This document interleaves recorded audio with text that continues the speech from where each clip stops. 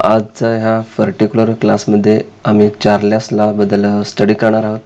तर क्लासच्या शेवटी मी एक एक ट्रिक्स सांगणार आहे. त्याच्यामुळे फक्त आणि फक्त एका मिनिटात सर्व लॉचे स्टेटमेंट आपण कसं लक्षात ठेवायचं. ओके, तर व्हिडिओ स्किप न करता शेवटपर्यंत पहा. ओके, तर चार्ल्स लॉ जाण्यापेक्षा अगोदर आम्ही जे प्रिव्हियस क्लासमध्ये स्टडी केलं होतं, बॉल्सला झाले तुम्हाला आणि गे लुजॅक्स झालेले आहेत, ते थोडक्यात आपण पाहून घ्या. तर बॉल्सला आपल्याला माहिती आहे pressure is inversely proportional to the 1/v. हे तुम्हाला माहिती आहे.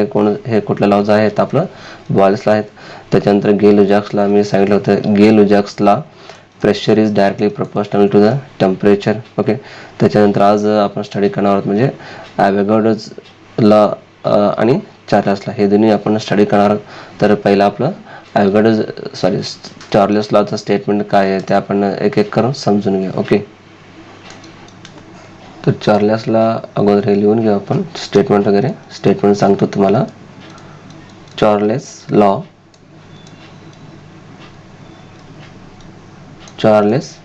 तर चार्ल्स लॉचं स्टेटमेंट आपल्याला काय सांगते? स्टेटमेंट बघा त्यांनी काय दिले अगोदर. स्टेटमेंट तर स्टेटमेंट काय सांगते आपल्याला? The volume of given mass of gas, the volume of given mass at constant pressure, it is known as the Charles law statement. तर चार्ल्स लॉने स्टेटमेंट काय सांगते आपल्याला? The volume of the given mass of the gas, the volume of given mass of the gas means volume means V, which is increases or the decrease. तर volume जास्त पण होऊ शकतं आणि कमी पण होऊ शकतं. किती पटनं? तर 1/273.15 एवढ्या पटीने ते कमी सुद्धा होऊ शकतं किंवा जास्त सुद्धा होऊ शकतो. Of its the volume at the किती डिग्री सेल्सिअस टेम्परेचरमध्ये? तर ॲट द 0 डिग्री सेल्सिअस टेम्परेचरमध्ये. For the every degree rise or fall of temperature at constant pressure. तर कॉन्स्टंट कोण आहे ह्याच्यात? तर at constant pressure means in simply तुम्हाला सांगायचं म्हटलं तर समजून घ्या. तर समजा मी तुम्हाला डायग्राम काढून दाखवतो. समजा हा एक सिलेंडर आहे. ओके, आता एक सिलेंडर आहे समजून घ्या असं. ओके, तर ह्या सिलेंडरमध्ये व्हॉल्यूम समजा हा तुमचा पिस्टन आहे. ओके, हा तुमचा पिस्टन आहे आणि इथं काही प्रमाणात इथं व्हॉल्यूम्स आहेत. तर मग इथं गॅस मॉलिक्युल्स आहेत. ओके, तर ह्या गॅस मॉलिक्युल, ओके, परत मी एकदा डायग्राम काढतो. Consider gas is enclosed in a cylinder. हा एक सिलेंडर आहे, इथं पिस्टन आहे आणि इथं गॅस मॉलिक्युल्स आहे. हे जास्त कन्सिडर करा. At constant pressure let V0 be the volume of the gas. तर ह्याला काय म्हणतो आपण? V0 is the volume of the gases at the given mass of gas at the 0 degree Celsius temperature. तर त्याचं सेल्सिअस टेम्परेचर किती आहे? 0 degree सेल्सिअसमध्ये एवढं इथं व्हॉल्यूम आहे. ओके, त्याच्यानंतर पुढे बघा. Then second, let V1 be the volume of the gas. Let V1 means इथून इथंपर्यंत, म्हणजे अगोदर कुठं होतं? तर अगोदर इथंपर्यंत होतं. ओके, इथंपर्यंत V0 होतं. पण ज्यावेळी लेट टू कन्सिडर द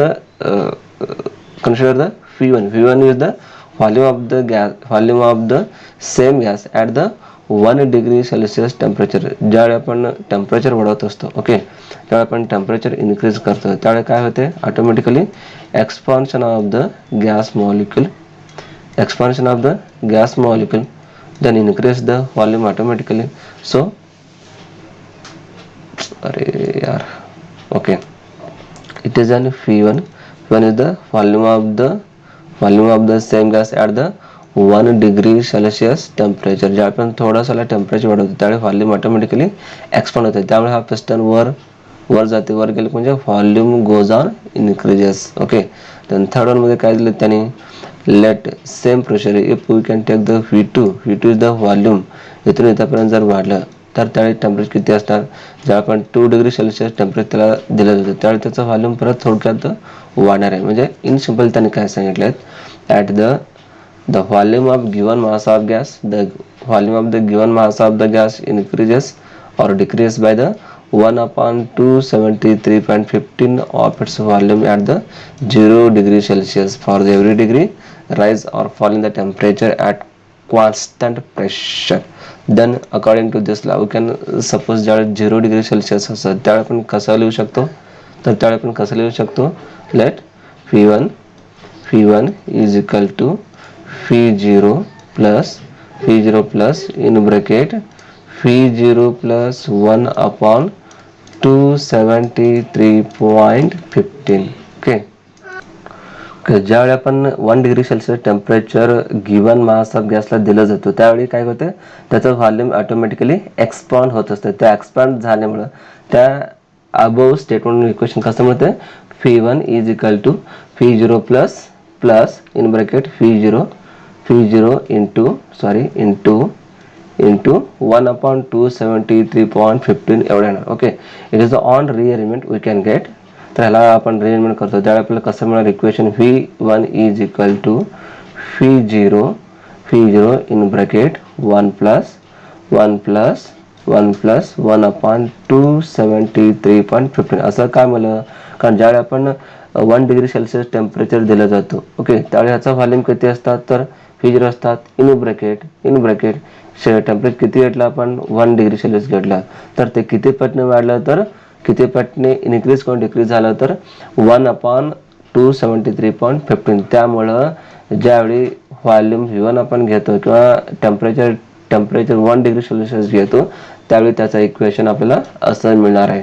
तसंच same position similarly if we can take the V2 is the same volume of the same gas at the temperature 2 degrees Celsius, then how will you get the equation, then we can get this type of equation. One Nimish, this type of equation V2 is equal to same V2 is equal to V0 in bracket 1 plus 1 upon 273.15. Okay, असंच आपण V3 साठी घेतो. Okay, असंच आपण V3 साठी घेतो. तसंच आपण ज्यावेळी एनी टेम्परेचर असते त्यावेळी आपण कसं घेतो ते सुद्धा आपल्याला ह्या इक्वेशनवर लिहिता येते. बघा, ॲट द एनी टेम्परेचर ज्यावेळी एनी टेम्परेचर होतं तर फिक्स टेम्परेचर असतं, एवढंच आपण इन्क्रीज केलं किंवा एवढंच आपण डिक्रीज केलं त्या तसं नाही. At the any temperature means आपण काय घेतो, T डिग्री सेल्सिअस घेतो. ओके, then व्हॉल्यूम किती असणार, त्यासाठी Vt असणार. ओके, त्याचा व्हॉल्यूम किती असणार, तर Vt असणार आहे. त्यासाठी Vt इज इक्वल टू त्या दिलेल्या गॅसचा व्हॉल्यूम सुरुवातीला किती असणार आहे, V0 असणार आहे. त्यासाठी Vt is equal to V0 in bracket 1 plus त्याचं टेम्परेचर किती असणार आहे, T अपॉन 273.15 एवढं असणार आहे. ओके, त्याच्यानंतर therefore at the some hypothetical temperature, ज्यावेळी हायपोथेटिकल टेम्परेचर असते, ॲट द हायपोथेटिकल टेम्परेचर म्हणजे नेमकं किती असतं, तर hypothetical temperature 273.15 degree Celsius. Then we can get this type of the equation. त्यावेळी आपल्याला इक्वेशन कसं मिळते ते सुद्धा त्यावेळी सुद्धा आपल्याला इक्वेशन मिळते. V 273.15 इज इक्वल टू सुरुवातीचा व्हॉल्यूम किती असणार, V0 असणार. त्याच्यानंतर तर 1 plus 273.15 upon 273.15. Okay, then it is equal to V0 in bracket 1 plus 1, it is equal to V0 2 or it is equal to 2 times of the V0. ह्याच्यावर आपल्याला काय कळते, तर ज्यावेळी टेम्परेचर हायपोथेटिकल असतात, हायपोथेटिकल म्हणजे ज्यावेळी टेम्परेचर 273.15 डिग्री सेल्सिअस आपण घेतो त्यावेळी त्याचं व्हॉल्यूम किती असणार आहे, त्याचा व्हॉल्यूम किती असणार आहे, तर डबल असणार आहे. ओके, तर व्हॉल्यूम डबल असणार आहे. From this equation we can state that volume is directly proportional to the temperature. It is the statement of the Charles law. तर हेच आपल्याला चार्ल्स लॉने सांगितलेलं आहे. at constant pressure the volume of the given mass of gas directly proportional to the absolute temperature. Okay, it is known as the Charles law equation. तर परत एकदा सांगतो, Charles लॉने आपल्याला काय सांगितलेलं आहे, the volume of the given mass of the gas increases or the decrease. दे दिलेले volume असतात गॅसचं ते इन्क्रीज किंवा डिक्रीज होऊ शकतं. तर किती पटना, तर 1/273.15 of its volume at the 0 degree Celsius. ज्या 0 डिग्री सेल्सिअस टेम्परेचर असतात त्यावेळी त्याचं जे व्हॉल्यूम असते ते किती पटने 1/273.15 एवढं इन्क्रीज किंवा डिक्रीज होऊ शकतं. तर त्यामुळं ज्या आपण V1 व्हॉल्यूम घेतो, व्हॉल्यूम थोडासा इन्क्रीज करतो. ज्यावेळी आपण 1 डिग्री सेल्सिअस टेम्परेचर घेतो तर व्हॉल्यूम इन्क्रीज होणार आहे. त्यासाठी इक्वेशन कसं मिळेल आपल्याला, V1 is equal to V0 in bracket 1 + 1/273.15 असं मिळणार आहे. त्याच पद्धतीने अजून थोडासा आपण टेम्परेचर वाढलं किंवा 2 डिग्री सेल्सिअस टेम्परेचर आपण दिलं तर त्यावेळी व्हॉल्यूम V2 मध्ये येणार.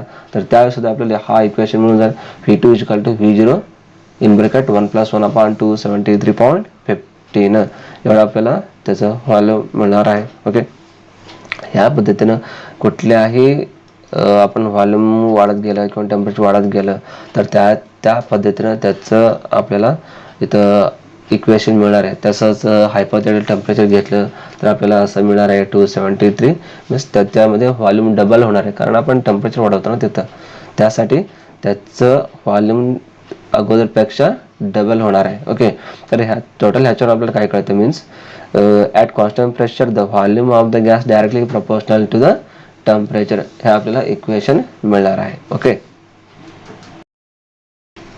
ओके, मी तुम्हाला शेवटला सांगितलं होतं की एका ट्रिक्समुळं तुम्हाला सगळ्यांना सर्वला कसं लक्षात ठेवायचं. तर ते ट्रिक्स आहे all gases law in single diagram.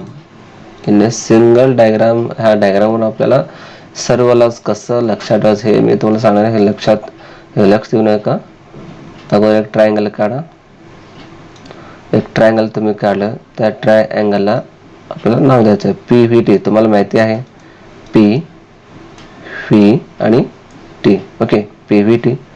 त्याच्यानंतर इकडं नाव द्या परत BCG, B, C आणि G. तर P म्हणजे काय येतं, P, V हे तुम्हाला माहिती आहे. P means pressure, V means volume, T means temperature आणि N means number of the. त्याच्यानंतर हे सुद्धा तुम्हाला माहिती आहे कुठले BCG. तर BCG, BCG हे तुम्हाला माहिती आहे. B मीन्स बॉयल्सला, C मीन्स चार्ल्सला, G मीन्स गे लुजॅक्सला. आता ह्या ट्रायंगल कसं ओळखायचं तर तुम्हाला माहिती आहे. अगोदर मी काय सांगितलं तुम्हाला ॲव्होगाड्रोला हे सोडा, ते जाऊ दे. मध्ये कुठला येणार, ॲव्होगाड्रोला येणार, ते जाऊ द्या. आता सेकंड घ्या, बॉयल्सला घ्या. ओके, तर बॉयल्सला आपल्याला काय सांगते हे लावच घ्या. बॉयल्स लॉ, तर बॉयल्स लॉ आपण स्टडी केलेले आहे अगोदर. तर बॉयल्स लॉ मध्ये आपल्याला काय सांगतं, statement pressure is inversely proportional to 1/V. Pressure is inversely proportional to 1/V इथं आहे. तर बघा बॉयल्सला काय सांगतं आपल्याला, pressure is inversely proportional to 1/V at constant temperature. हे तुम्हाला माहिती आहे, ॲट कॉन्स्टंट टेम्परेचर. ओके, तर बघा ॲट कॉन्स्टंट टेम्परेचर आहे. हे आपल्याला काय कुठल्या लॉ सांगते, बॉयल्स लॉ आपल्याला सांगत असते. ओके, त्याच पद्धतीनं सेकंड लॉ घ्या. आता चार्ल्स लॉ आपल्याला काय सांगते, आत्ता जस्ट मी तुम्हाला सांगितलं. चार्ल्स लॉ काय सांगते, relation between the volume and the temperature. Means ते काय सांगते आपल्याला, कुठलं, चार्ल्स लॉ काय सांगते आपल्याला, volume is directly proportional to the temperature. बरोबर आहे का. किंवा आपण असं लिहू शकतो, temperature is directly proportional to volume असं लिहिलं तर चालेल. फक्त लक्षात ठेवायचं की volume is directly proportional to temperature. Okay, at constant pressure at constant pressure, हे सेकंड लॉ झाला. आता थर्डला काय सांगते आपला गे-लुजॅक्स लॉने काय सांगले आपल्याला, pressure is directly proportional to the temperature. Means Gay Lussac's law आपल्याला काय सांगते, थर्ड वन लॉज गे-लुजॅक्सला pressure is directly proportional to the temperature, हे आपल्याला गे-लुजॅक्स लॉने सांगते. Okay, Gay Lussac's law at constant volume. आता थर्ड एक लॉज राहिले कुठला आपलं, ॲव्होगाड्रोज लॉ, एव्ही लॉज आपल्याला काय सांगते, volume is directly proportional to the N. हे आपण लक्षात ठेवायचं आहे.